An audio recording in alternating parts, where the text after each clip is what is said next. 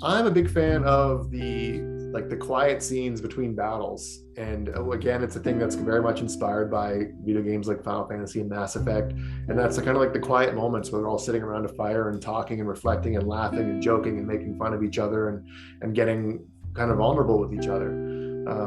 Those are by far my favorite scenes. And I think they're the scenes that throughout the book, as long as you make them interesting and don't make them seem like lulls, um, they do so much to further a character and to make the moments where they're in dire straits seem more dire.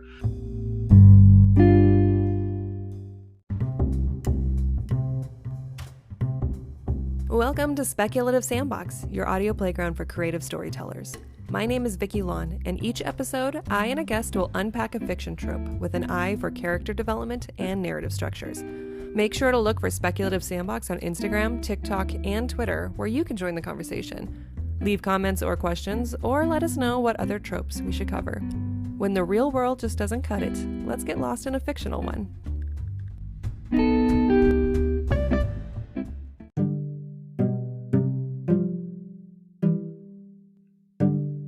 Hi everyone, this is the first episode of our spring 2023 season, and we're starting out with a bang.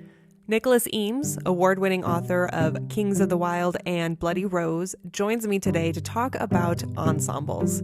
We dive deep into Kings of the Wyld to discuss character arcs and motivations, how to balance the plot between an ensemble cast, and the ways he used 70s, 80s, and 90s band metaphors to inform his characters. This is a perfect episode for writers out there working on their own ensemble casts.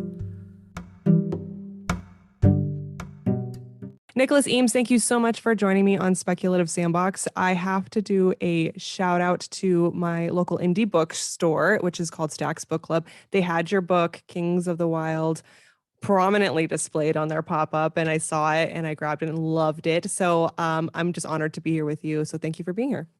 Wow, please thank them on my behalf as well. Yeah, that's great. So we have a couple listeners that are really excited to hear from you that have read your work. But for those that, are kind of getting introduced to you right now, can you introduce yourself and talk about some of your projects? Sure. Yeah, my name is Nicholas Eames. I have two books out at the moment, Kings of the Wyld and Bloody Rose. Both are part of a series called The Band. And while they do have kind of an arc that runs through them and will kind of conclude in a third book, they are totally standalone stories. So you could technically read the second one first. Um, uh, and yeah, they take place in a setting where mercenary bands are kind of the equivalent of rock bands. So they gather in groups of 4 or 5 men or women. They have managers that book them gigs, but those gigs are to slay dragons or save towns and do whatnot. In between those gigs, they drink and smoke and act like hooligans, pretty much like bands of our modern day and past. And that's kind of sort of the premise. But ultimately, the stories are kind of about family and found family. So. Yeah, I love that. I was very amused when that theme started to kind of unfold of the music industry, and it's such a perfect fit. Like you took two worlds and mashed them together, and it makes so much sense. And I enjoyed it a lot. Thank you for saying so. Yeah, it's very much a shtick, and it kind of sounds like an idea that a stoner might come up with and then never write. But I think it works really, really well because I mean, if Mhm. you played monsters, why wouldn't you get famous for doing it? So Exactly. yeah. Okay, so I have some rapid fire warm up questions for you before we kind of go into the theme of today's Okay, episode, let's which have is them. okay. All right, so they're related to the theme. So for Kings of the Wyld is a loving homage not to just to fantasy novels, but rock concerts. So what is your favorite band? Who's your favorite musician? Um, that definitely changes a lot. Sorry, this won't be as rapid fire, but yeah, That's okay. it changes a lot. Um, Depending on what genre of music I'm listening to. Like for Kings of the Wild, I listen to all 70s stuff. For Bloody Rose, it was all 80s stuff. For the third book, it's all 90s stuff. Um, Awesome. but standouts among them, Led Zeppelin obviously is somebody I really fell in love with while writing Kings of the Wild.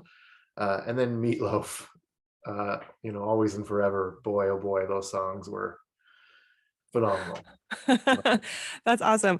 If you were in your own band or ensemble of friends, how would you characterize your friends and your own role? Ooh, that's a great question.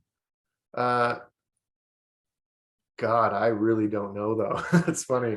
Um, I'd like to think I'd be the Clay Cooper, if you will, even though for those who Mhm. haven't read the book, he's kind of like the glue that holds it all together. But I'm probably the Moog, who is technically the one that makes all the jokes. Nice. Yeah. Would you give yourself like a specific power? Um, well, God, yeah. No, I don't know. I'm pretty good with a bow, actually, believe it or not. That's awesome. Yeah, Okay. I had a bow as a kid and I practiced a lot. And by the time archery in high school came along, my teachers were like, "What the hell have you been doing?" You were born in the wrong time. You could have Yeah. existed back then. Okay, let's say that you are a background character in a fantasy story. Mhm. What is your occupation and what information would you give the main character? I would probably be a bard, Mhm. which, looking back on it, that's probably what my answer to the previous question should have been. Um, and yeah, I would just, tell them some stories, pump their tires, warn them of danger, the usual stuff. Would you travel with them on their gigs? I probably would. Yeah, Okay, yeah. cool. That I really enjoyed that. I think you go into a little bit with like bards and how dangerous it is for them because they're not exactly action heroes. Yeah, yeah. They're kind of, they came about from, have you ever heard of the movie This Is Spinal Tap? Yes, uh-huh, yeah, It's kind of like one of the OG kind of like mockumentary movies, kind of like yes. Best in Show. It's got a lot of the same people. And it's about rock and roll. And there's a kind of running joke in it where the band's drummers always die mysteriously and no one knows why or even cares to really Hmm. investigate too deeply. And that was kind of where the bards joke came from. It's like their bards attached to the main band in the main book just keep dying over and over and over. And they're just like, oh, we'll get another one. Yes. It's so funny because you're a writer, you're reading a book that's a product of your writing, and I'm a reading. It's like an inside joke. It's really kind of tongue in cheek. Oh, thank you. All right, so let's get into the topic. The general topic is about ensembles. I think a lot of our listeners who are interested in your interview might be writing ensembles of their own, and they really are interested in learning how you balance the characters and how they all feed into the overarching story. So, using Kings of the Wild to kind of guide that, I have the plot description, so I'll read it here. Mhm. Clay Cooper and his band were once the best of the best, the most feared and renowned crew of mercenaries this side of the Heart Wild. Their glory days long past, the mercs have grown old, fat, drunk, or a combination of the three. Then an ex bandmate turns up at Clay's door with a plea for help, the kind of mission that only the very brave or the very stupid would sign up for. It's time to get the band back together. So we're going to be going into character arcs, story structures. So I anticipate spoilers, but I'll leave it to you, your comfort level on what kind of spoilers to give. And of course, for those listening, definitely get the book if this interests you. I find it to be really fun and also informative. So let's get started. I listed the characters. I have like an order I just kind of randomly came up with, but do you have a preference? Oh no, you go for it. Okay. So we have Clay Slowhand Cooper, who is the kind of like the heart and voice of this Mhm. book. He's the one that opens it up. He's big, he's intimidating, and he's very happy with his simple life as a husband and father. So can you talk about what you thought of Clay and his purpose for the story? Sure. Well, Clay, I don't know why I decided to focus on him as the main character, to be honest. But when I wrote those first three chapters of the book, which I wrote them and then I put it aside for a year to go work on something else, and just kind of always thought, oh, that was a pretty good beginning. And ultimately, in the end, those three chapters were never altered or edited in any significant way. Um, it just, yeah, it had that comforting feel that starting listening to that set, the '70s music was kind of giving me a kind Mhm. of a homey, folksy kind of vibe. Um, and so each member of the band in Kings of the Wild, at least, is sort of representative and inspired by a typical member of a rock band. So with like the leader of the band, who technically really isn't Clay, being kind of the lead singer, but Clay it represents the bassist of the band. Mhm. And the bassists, when you like read about rock or learn about rock, or even just common knowledge, are often the least recognized members of a band. Mhm. Everyone knows the lead singer, everyone knows the lead guitarist. Sometimes you even know the drummer, but you kind of just space on the name of the bassist. and that kind of inspired Clay Cooper's character. He is without the bassist in a band, there is no kind of heartbeat to the song, you know, but it's the least glamorous position often. And so that was kind of the motivation for his character, to be kind of like almost like a backseat in a way, and be able to look around at the other characters in the band that are a bit more vibrant than him, and to be kind of the voice of sardonic reason amongst them. So that was kind of my inspiration for him. And he also uses his weapon is a shield. Every character in the book kind of has a weapon that Mm-hmm. is their kind of bread and butter, and his is a shield, which as a character is in the book, not necessarily related to music whatsoever, represents his character in the fact that he's there to protect people and to, to look after his friends, as Mm-hmm. opposed to just hurt people. Yes. Well, and you did something really remarkable in the first couple of chapters that helped establish that heart, that foundation that he serves, because he's the one that has something to lose. So Golden Gabe shows up at his door and says, "Help me with this quest." And Clay's like, "I have a family, I have a daughter, I have a reason to stay here." Mhm. But then you have a moment between him and his daughter that makes him realize he needs to go help his friend save his daughter, because he would hope that a friend would do the same for if he lost his own daughter. Yeah. And that was such a tender, emotional moment that I thought was such a nice way to kind of balance with the more, grr, roar, battle mentality, because it kind of shows that there's emotions to this. And I find that like metal, there's a lot of emotion in metal. It can Mhm. sound really loud and aggressive, but there's emotion under all of it. So I thought that was a really nice way to open the story. Yeah, me too. And ultimately, I'm pretty sure that scene is kind of what hooked my agent and my editor the first time they read it. So, and Mhm. hopefully any reader that reads it, if you don't like it by the time you get to the end of chapter 3, then don't bother, I would Yeah. say. Yes, because it does tell you what you're in for. And another character that was always making me get emotional was Moog, because he Mhm. had such a tender storyline. But we'll get to him in a minute. Okay. Sure.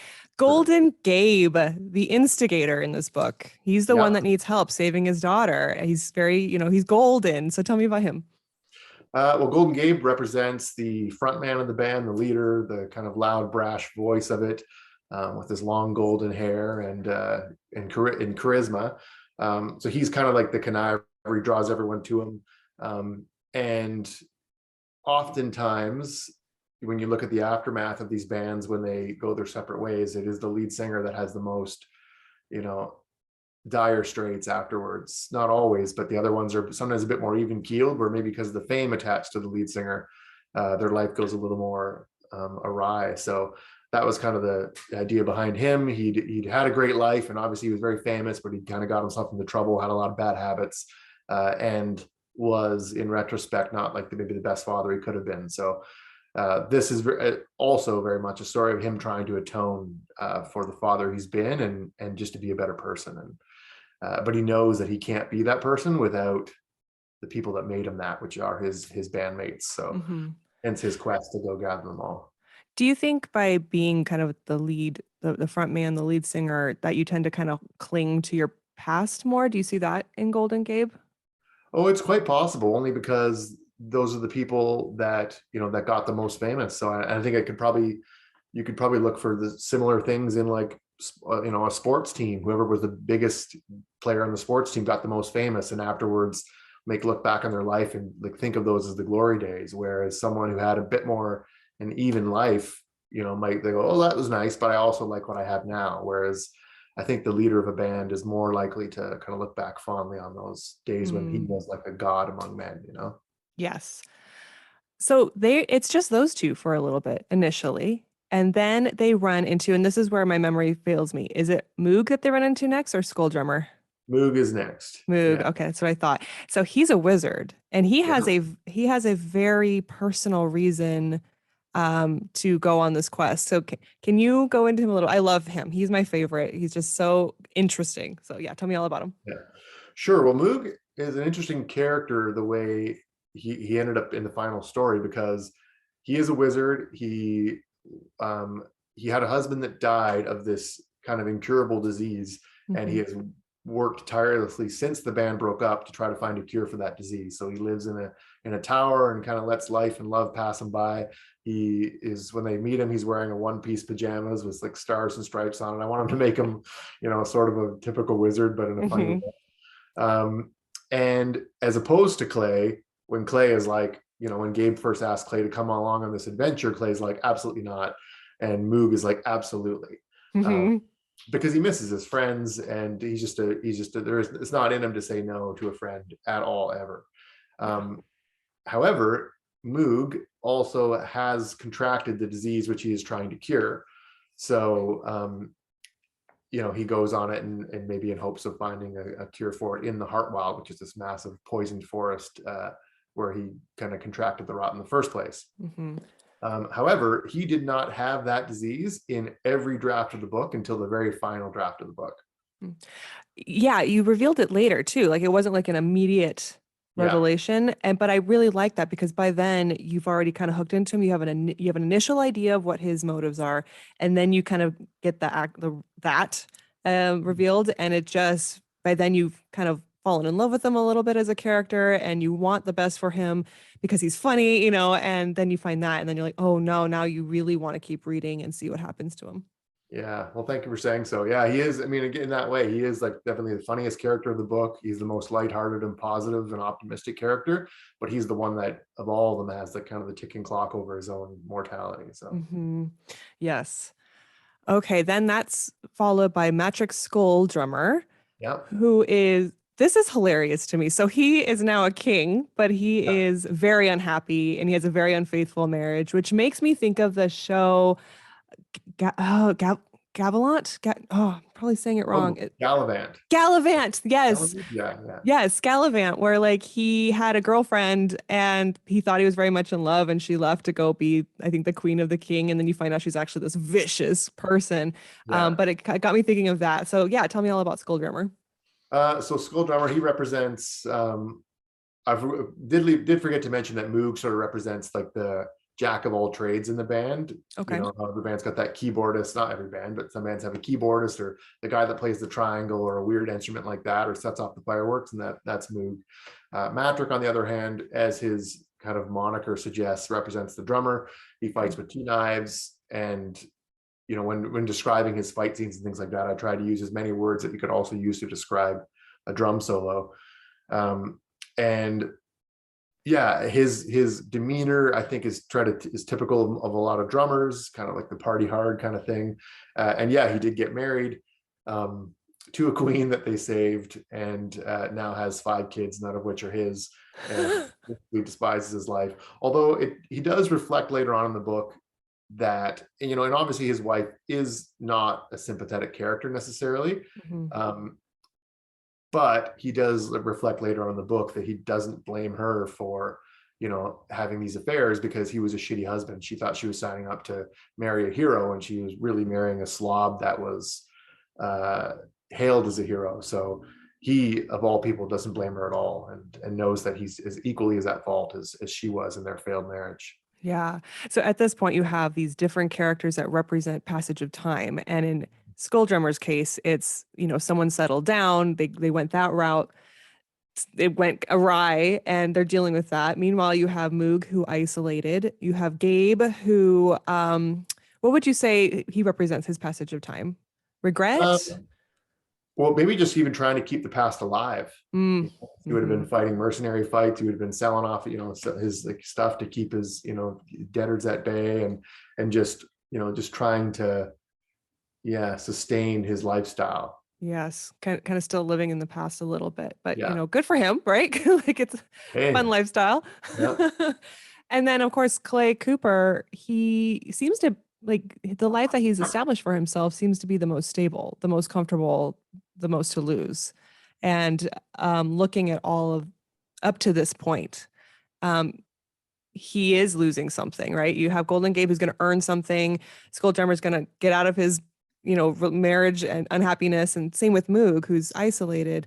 But Mhm. Clay is kind of different than all that. And did you do that because it just kind of felt the cards fell that way, or is it because Clay, being the narrator, had needed to be different? Ultimately, yeah. I mean, and Clay's own character arc itself is kind of a balance between his kind of violent nature and his very the whole book really is about people that are informed by their past. Mm-hmm. And so he's very much a product of his mother and his father. His mother, who was kind of inquisitive and quiet and caring, and then a father who was kind of violent and aggressive. So he balances those two personalities between them. So obviously, being in a band, um, you know, he had to rely upon the traits that his father gave him, and then in his family life, he embraces the traits that his mother passed on, which he wants to embody more and more. So a lot of his arc is about him going on this journey, but still trying to keep that part of himself that he's worked so hard to preserve, his kind of more peaceful nature. Mm-hmm. And at the same, a lot of his character was my own mom actually used to read us the poem "If" by Rudyard Kipling all the time. And I'm not sure if you're familiar with it or if a reader or a listener is, but it's very much kind of like, if you can keep your head when all about you are losing theirs, and it's kind of about maintaining calm amidst chaos. Mm-hmm. And Clay, very much, I was trying to make him kind of embody that poem Mm-hmm. as I was writing the book and his story. When Golden Gabe gets Clay to join him and they first leave to go on their trek, it reminds me so much of The Hobbit, because you're going from this warm, comfortable place and then you're on the road and it's cold.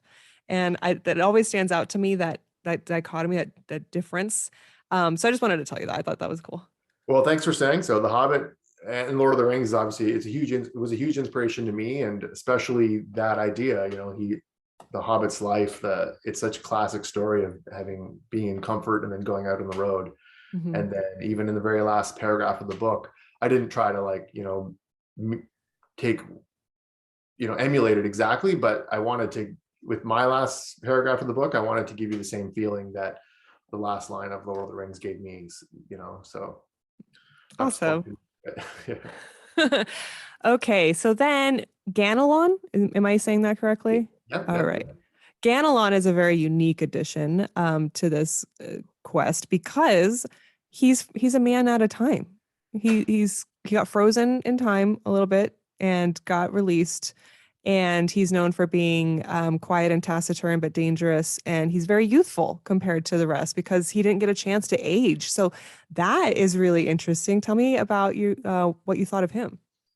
Well, who knows how I came up with that idea in the first place, which goes for a lot of the ideas in this book. But um, he's a character who is literally frozen in the past. He got turned to stone for a crime he committed, and the band sort of like let it happen almost, or didn't Mm-hmm. maybe fight it as much as they should have in retrospect. Um, and it was at a time when they were all kind of ready to go their separate ways, and he kind of took the fall for them in a way. So he got turned to stone, and he's been stoned for 19 or 18 years. And yeah, then they go and thaw him out, as it were.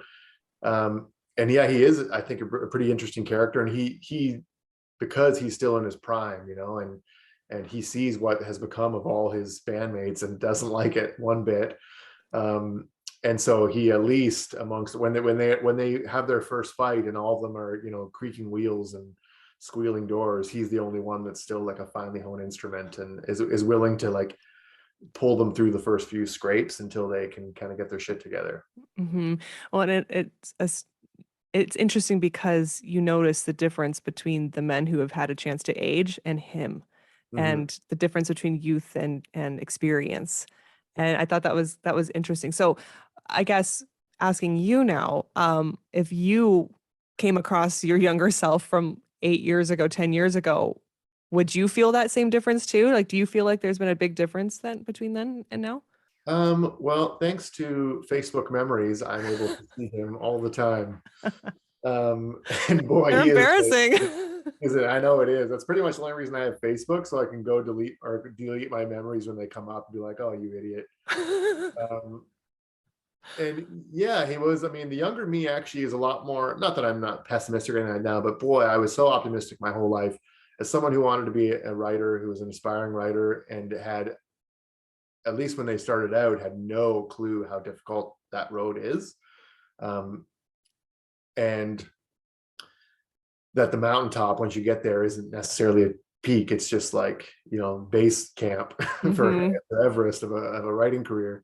So it is interesting to look back at old me and see how positive and optimistic. And I honestly have nothing but respect for him, because boy, oh boy, I mean, I worked on another book for 10 years before giving it up and writing Kings of the Wild.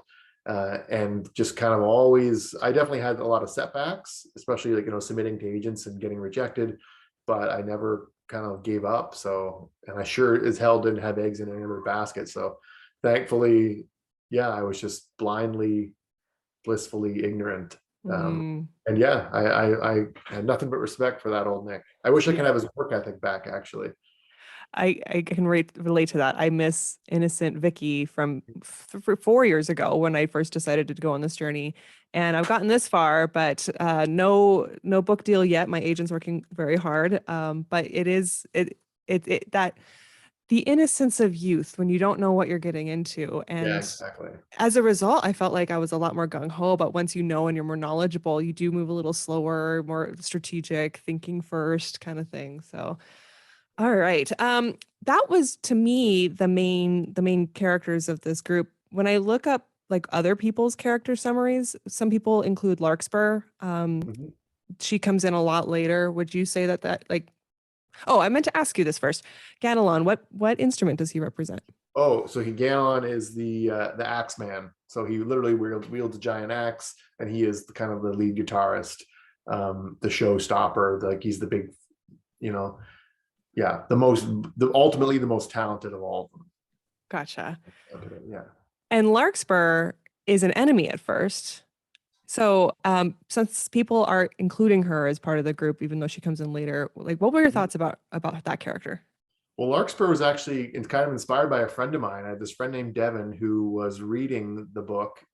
Kind of every 3 chapters, I would give her 3 chapters to read, and she'd kind of be like, "Oh yeah, this is great," and kind of pump my tires. So by the time I really partway, I was like, "Oh, I should really put Devin in here somewhere." So that's kind of who she became Oh, okay. in the book. And she's also like her character itself. Her real name is Sabbatha, and purposely Mhm. spelt, so it's kind of a reflection of the band Black Sabbath. A lot of the people in the group have kind of like bands associated with them as well.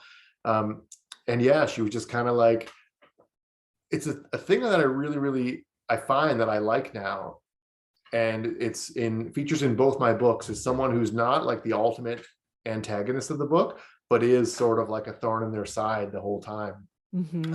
Maybe a bit more sympathetic than the final antagonist in some cases. And so I really like that, and I'm gonna maybe hopefully try to keep it going. So I think it's good to have a kind of another threat coming at the main characters, and she Yes. represents that. Which of these characters do you identify with most? Ultimately, it is, oof, it's a cross between Clay Cooper and Moog. Okay. Clay Cooper, because he's got a very dry sense of humor, and and he's optimistic but cynical at the same time. Um, and because he embodies those qualities that my own mom tried to instill in me. So, he's kind of like the best version of what I would like to be, or at least his good qualities. His best version is my best version, rather. And then Moog, just because Moog is just like, says anything that comes to his mind, is Mm. constantly making jokes, even when it comes to like, deflecting sorrow with humor, which is also very much one of my main traits. So Yeah. Moog is a character, and he's another person that, or a tool that I use in the second book, and we'll be using the third as well, to have at least one character that can say literally any joke I want to try to get away with, and Moog's the one first book that can just go for it and see if it gets past the editors. Yes. Humor and sorrow. It's funny because, they're so opposite of each other, but they go together really well. Mhm. I find that, for example, people that are going through trauma or dealing with issues might find comfort in humor. And so, how did you find that balance between those two things? Ultimately, my editors helped me a lot find it as well, or find it. I don't know if that sentence didn't make sense, but um, yeah, my editors helped me tone that balance the two sides rather, because I think in the very first draft of the book there was probably a little bit more ridiculousness in there as well. And to be honest, when I first started the book, despite that kind of poignant opening chapters, I did mean it to be fun and funny, and a book where you weren't necessarily that concerned about the lives of the main characters, like them dying at any moment. Rather, you're interested in them as characters, but you weren't like, oh my God, is this person going to get a sword shoved through them at any moment? Which in a lot of like the fantasy fiction, at least in the last 10 years before my book came out, that was it. Like everyone was dying in the end. Mm. Um, and so it was meant to be funny, and then the poignant stuff just kind of crept in there by accident as you kind of got more attached to the characters. Um, but there were stuff, and I think in the process of finding an agent and getting an editor, at first I had an agent and then a prospective editor that both wanted Moog toned down, or in the second case, right out of the book. Um, Mm. because he was kind of too ridiculous, and he was more like it's like a Terry Pratchett character put into a Joe Abercrombie or a Tolkien-esque world kind of thing. I'm glad you fought for him to stay, though. Yeah, me too. And there was a couple scenes, I mean, maybe one scene I think that I did take out. Um, but I mean, there's even a scene called that, I mean, you'll know it as soon as I say it, but it's called, like, refer to it as the boner scene, Mm. where through some weird means everyone has erections at a certain time. And I remember when I first had a call with my agent, she was like, blah blah blah, I love the book, this and that scene does need to go. And I was like, great, sure, it's gone, you're right, whatever, like, because I was saying whatever it would take to get an agent. And then as I was telling my friends that, they were like, no, you've got to fight for that scene, please do it. So I went back to her and I was like, listen, if I like just change some things around and restructure a few words, can I keep it? And she's like, well, I'll give it a shot, we'll see. So I did change it, took out a few words, like gestating, for instance, and she let me keep it in the end. And then there was a few scenes I think I maybe trimmed down because what my editors thought, but ultimately there's a scene where the five of the band walk abreast up a hill, and it's meant to be representative of one of those scenes in a movie where everyone's walking in slow motion side by side, and then Moog trips over his robe and falls, and all of them fall over top of him. And I remember they kind of wanted that gone, and I was like, no, that's got to stay. Mm-hmm. And even a scene where Moog is pulling food out of his magic hat and throwing it at people, I and like, love that. yeah, exactly. I fought for that scene too. I'm like, it's he's got to be a bit ridiculous. So There's greatness and absurdity, especially given the setting. And there's so many fantasy novels out there, and to have those little kind of things thrown in, it just makes it so unique and fun. And yeah, that's my kind of humor anyway. So yeah, I appreciated that you fought for that. yeah. Thank you. Okay, so now we have done our character descriptions. I have some character development questions now. These are more technical questions. So you didn't slam all these characters right in front of us straight out the gate. You did it with steady introductions. Each character feels unique, each has their own motive. How did you do this? Um, well, I think a lot of that, it goes on in the second book too. Although in the second book you meet the band all at once, and then you kind of learn more about them as the story goes on. Um, my book is very much a point A to point B story. At the end of the first three chapters where it's going to take place, where the climax is going to take place, because that's the whole point of the book. Mhm. So I want to make the journey there as interesting as possible, and a lot of that comes in like learning about the characters, or having small them have to come to terms with things within themselves along the way. And I think a lot of that I learned from video games, believe it or not. I'm a huge fan of like the games Final Fantasy, and there's a series called Mass Effect that I love. And those games are phenomenal at, as the story goes along, using their characters as storylines, Mm. as opposed to just characters. And so I think that's probably something I took from that. And when you do that, I think it allows, not only does it make for compelling stories, but it makes the reader more attached to the Mhm. characters as you go along. It also helps people that are maybe new to the format or the genre.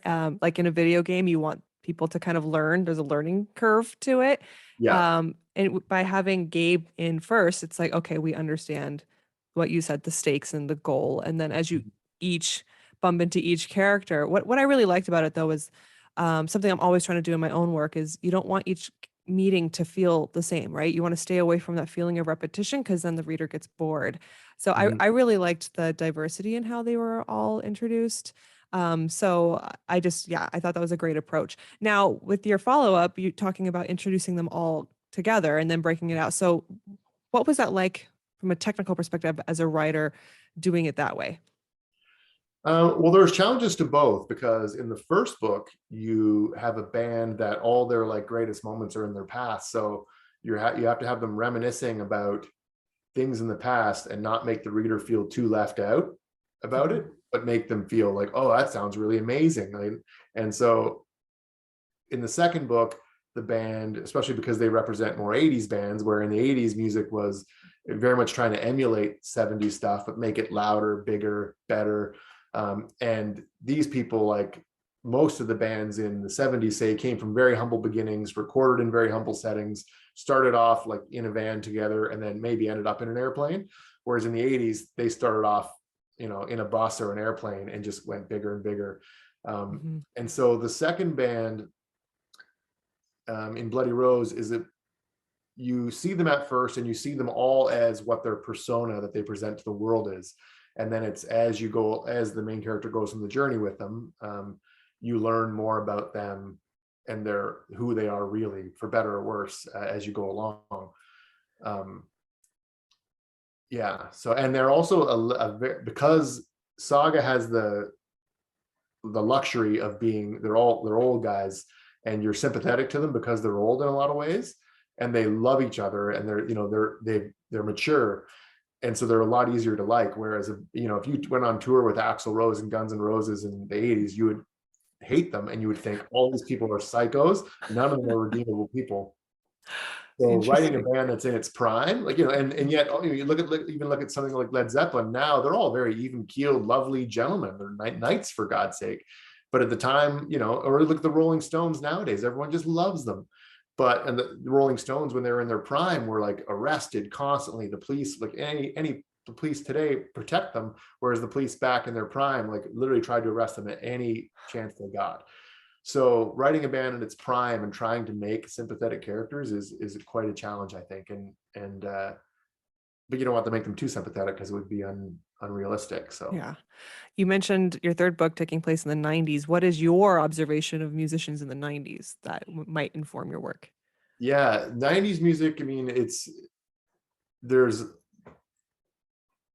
you know the common theme that I found of it is there's a lot of anger actually in it, whether it's Mm. grunge um, or hip hop, or think bands like Rage Against the Machine. There's a lot of there was very got very political. Sometimes it was just apathetic, and especially in hip hop too. There was obviously hip hop that got really famous that was radio friendly, but the stuff that was like really like Nas's Illmatic album, when you listen to that, that's basically like a snapshot. It's like come spend an hour with me in my life and try to like really really listen and empathize with this. And obviously a lot of people just didn't. They just kind of passed them by. A couple of the more catchy songs caught on, but the music was trying to tell you what was going on in their life, and trying to like almost like not like ask for help, but just be like, this is how it is. Like everything isn't rosy as it is in your own life. And so yeah, there's a lot of current of kind of anti-establishment fury in there. So yeah. Interesting. Okay. So for the readers waiting for your third, maybe they have something to look forward Yeah, to. it's great for inspiration, but a lot harder to make funny. And ultimately, it's not that I have to going to be like using the music and the actual 90s itself as like a template, Mhm. because I'll have my own the world that I've kind of set up for myself. But it's definitely an inspiration, a big inspiration. How much did the plot inform the character inform the plot? I know it's a cycle. So yeah, how did you do Yeah. that? Um, Ultimately, I mean, in the first book is more of the plot, because it's like I said before, it's a very point A to point B kind of story, and the characters had to go there no matter what. Whereas in the second book, the characters inform it a lot more, just because it's very, very, very much their own decisions and their reactions to what happens to them that makes them end up at the final battle. So yeah, obviously it's different for every book. And when writing Kings of the Wild, especially though, I had spent, like I said, 10 years before writing this book that I meticulously planned out and world builded and all drew the map up beforehand, obviously, as a young fantasy writer does. And with Kings of the Wild, I didn't do any of that. I was just like, screw this. I wrote it and it was just character, character, character. No world building. If I had to add a paragraph in here and there, I did. And then luckily, when it got bought, Orbit was in a very, very rare phase of their publishing life when for about 6 months, they wanted bigger books as opposed to carving books down smaller, which every publisher does all the time, forever, always. So they just went through about 6 months where they're like, let's make books bigger. And so Kings of the Wild, it was 120,000 words when I finished it, 100,000 words when my editor or my agent finished like paring it down. Yeah. And then Orbit wanted 50,000 words added to it. Wow. There was some of Clay's backstory was told in flashbacks, which they wanted gone. So that was about 10,000 words. So ultimately it ended up being around 135,000. So I added about 40,000. And ultimately all that extra stuff was, a lot of it was world building. A great deal of it was Moog's character as far as having the rot. And then a huge chunk of it was the bad guy who did not exist in every version, again, of the book, except for the final one. The original like antagonist was just this massive horde of monsters. And it wasn't until the final like editing for Orbit that I added this character, Last Leaf, and his whole thing, which thank God I did, because he becomes the catalyst for the entire story afterwards. Nice. Yeah. That's interesting how much a story can change after getting your agent, the duration of the agent and then the book deal where the editors continue. How I don't Can you speak? I know you can speak to your experience, but is this a general expectation for writers that are listening and want to get a book deal, that's what they could anticipate? And you mean like not adding the words? No, No. like almost every case, you're gonna want it smaller.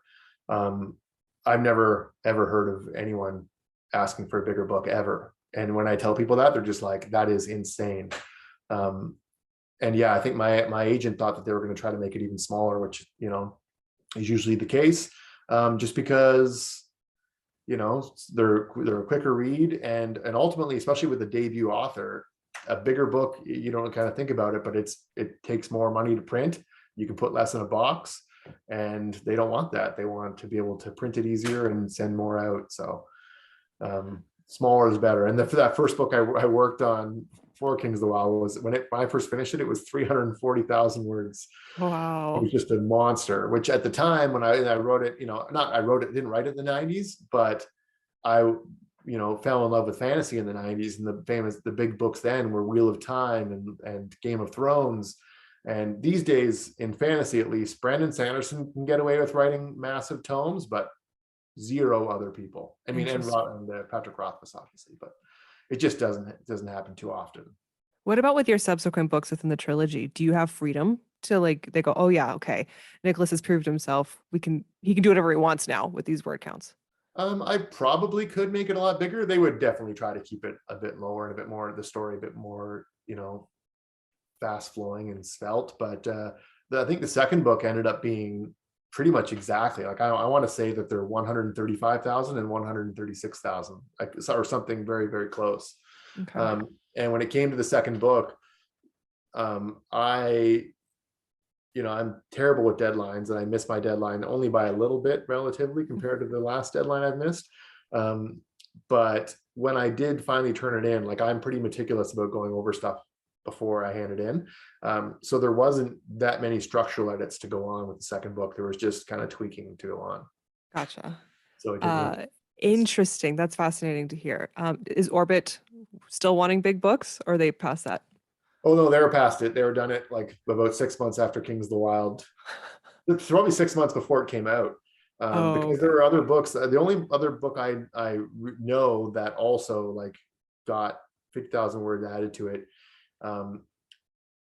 didn't do that well, unfortunately. and by all accounts, it's a great book. And I think it was already kind of a big book when it got turned in, and it just got made bigger. And I mean, I have a copy of it, and I haven't read it yet because it is dauntingly big. And so, especially with the debut author, you just don't, Mhm. and it's not just publishing that wants that. Like even me, who I love getting stuck into big books, like I am kind of still daunted by giant tomes these days, just because my attention span is probably lower, and short on time. So Mhm. with a with an author you don't know yet, you don't want to necessarily take the chance. So Yeah, that's a very good point. I do think that the attention span is shorter generally with the TikTok generation. And mhm. I was listening to Prince Harry's book Spare, and his chapters are really, really short. But I think Mhm. that it speaks to like easy, digestible moments in time that you can grab in your very busy life. And so Yeah, now I'm trying to do something similar with my writing structure. We'll see how I do. But yeah, it does seem yeah. like I it's think I'm harder a to big sit fan of down. short chapters. It's Yeah. definitely something I tried to do.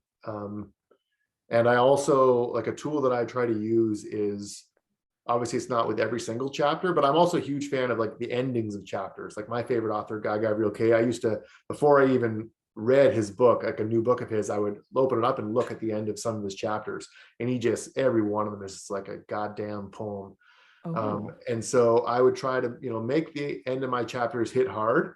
And also, because I was writing a book that I wanted to appeal to just, not like, non-fantasy readers as well as fantasy Hmm. readers, Yep. um, kind of like cut the chapter before I should, about a page before I normally would. And so it just felt that it was like you'd stumble into the next chapter and then stumble into the next chapter. Yes. I Hopefully, love that. read a few more before you went to bed. So Uh-huh. Well, yeah, it's a strategy that a lot of mainstream thriller novelists use, where each ending hooks you right to go into the next one, and yeah. before you know it, you're reading more chapters than you meant. Okay. All right. On the topic of ensembles, writing an ensemble, what was your favorite part about writing about all these characters and how they come together?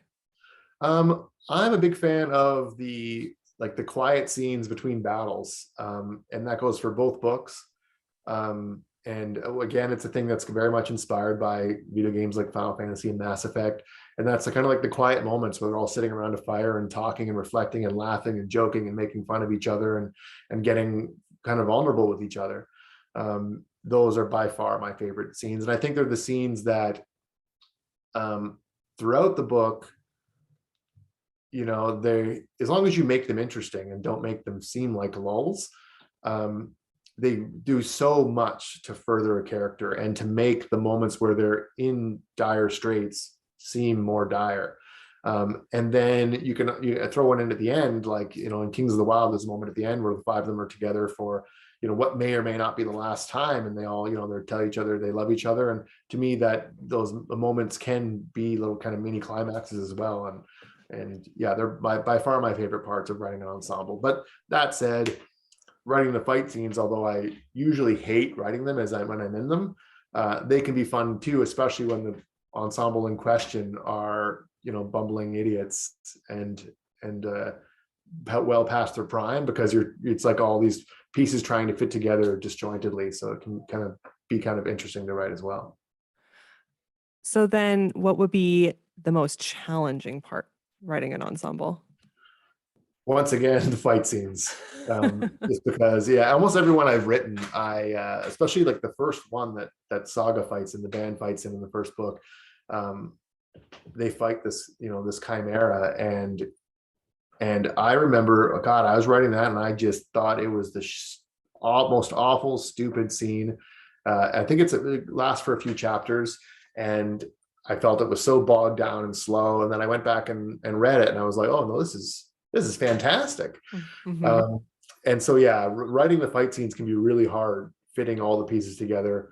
When you're writing just from obviously one person's in a fight, it's like their perspective, and this happened, and this happened, and this happened. But trying to kind of balance the timing of the fight and keep it exciting, and having the main character have time to look around and see what all the other characters are doing.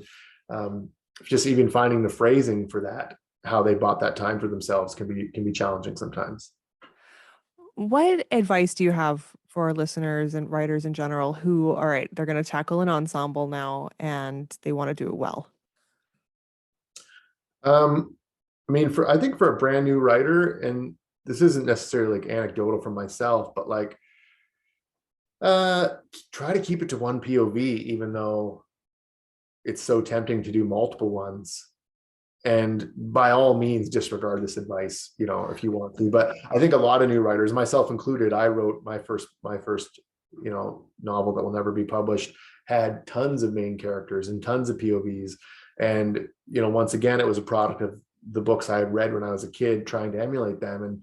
And those writers, what we kind of forget is that they had written a lot of other books first, and they were really good at it. And it is a skill that you develop, and I think it's a lot easier to write from one character's perspective at least in the beginning, um, and do it that way. I think a lot of people kind of tend to spread themselves too thin, as it were, in their first attempt. So yeah, just keep it to one person. But yeah, ultimately, yeah, try to make characters empathetic, but not too empathetic if it's not true to their characters, Mhm. and have a lot of those quiet moments in there. There's a series of books. I forget the name of the actual series, but the first book's called Blind Space by an author named Jeremy Zoll, who they're kind of like a sci-fi. They're very much like a Mass Effect kind of books, and he, especially in his second book, has a lot of the same things I do: is the quiet moments, the drinking together, the events that make them seem like real people, as opposed to just these kind of caricatures, that I think can lend a lot to the characters as they go on. That's some really great advice. Thank you for sharing that. I'm glad to Uh, think. we have covered a lot on the topic of ensembles. Have I missed anything? Is there anything else you would like to add? Uh, Not necessarily. No, no, I think that's pretty good. Okay. I mean, yeah, I mean, just as a exploration of my own work more, say like in my first book, and for those interested, say in reading the second book as well. Although the first book, each character is it represents like I said, a member of the band. Um, in my second book, they're representative of genres of 80s music. So one person represents kind of like the punk rock, one's the metal, the hair metal, one's the kind of, literally her name's Cura, and represents the Cure and goth kind of stuff. Um, and so yeah, it's a bit different in the second book. So it was a kind of a cool challenge and fun. I think it makes each character kind of very different. Yeah, and some great Easter eggs as people are reading through and kind of discovering these things. Yeah, and although you don't like there's a lot of music references in both books, but the music knowledge is not required whatsoever. My editor, she didn't get any of the references when she read it, which is sometimes for the best, because I almost had an agent once that was an older British guy. He got all the references, and they were too much. So, which is a fair critique of it as well. So, if you get references, you get them. If you don't, you don't. But there are soundtracks for both books that I've curated on Spotify. With the first book especially, it is a chapter by chapter soundtrack, and very many of the chapters in that book were inspired by music. There's a part where they fight a dragon in the first book, and well, they more just like to run away from them. But when I was writing that scene, I just could not get it. And I had started it over and over and over. Then finally, one day on the way to work, I was listening to this ZZ Top song called "Lagrange," and I was just like, oh, this is the scene. This is how it has to go. And you could now listen to that song and read that scene, and it would beat for beat in the song coincide with what happens in that scene. Um, and so, yeah, music informed a lot of how those scenes work. And the same goes for the climax of the second book, is beat for beat to a very specific Meatloaf song as well. So, by no means do you have to listen to the soundtracks, but I think they can only kind of amplify what I was going for. That's awesome. That's so much fun. All right, Nicholas, how can our listeners follow you, find you, learn more about you? Well, I'm fairly active on Twitter. I do try to promote a lot of other fellow authors and artists and things like that on there as well. And then on Instagram as well. I'm a pretty huge reader of like comics and books, and so whenever I'm reading something I enjoy, or even just get sent something from whether it's a publisher or another author, I try to promote as much as I can and just share the things that I love, whether it's TV shows or anime and stuff like that.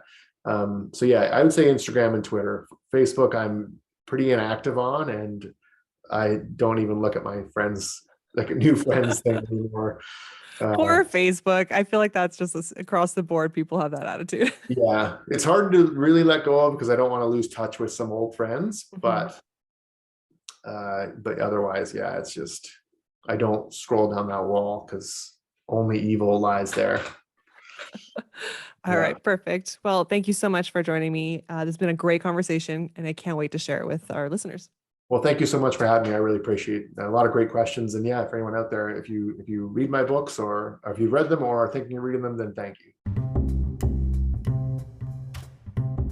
Speculative Sandbox is a volunteer-run podcast that relies on the collaboration of fellow creators like you. Join the conversation and participate in fun polls and questionnaires on TikTok, Instagram, and Twitter. Interested in being in a future episode? Our DMs are open, or you can email speculativesandbox@gmail.com.